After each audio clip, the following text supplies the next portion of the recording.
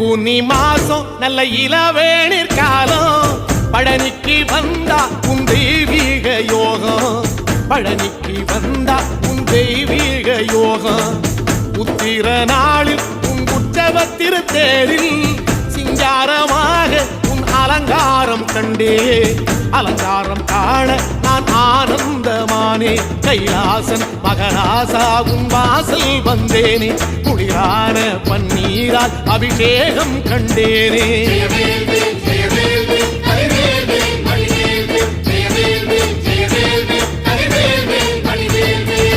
தென்பழனி தேடி உன் தென்பழனி தேடி திருநீரு பூசி நான் ஓடோடி வந்தேன் திருநீரு பூசி நான் ஓடோடி வந்தேன்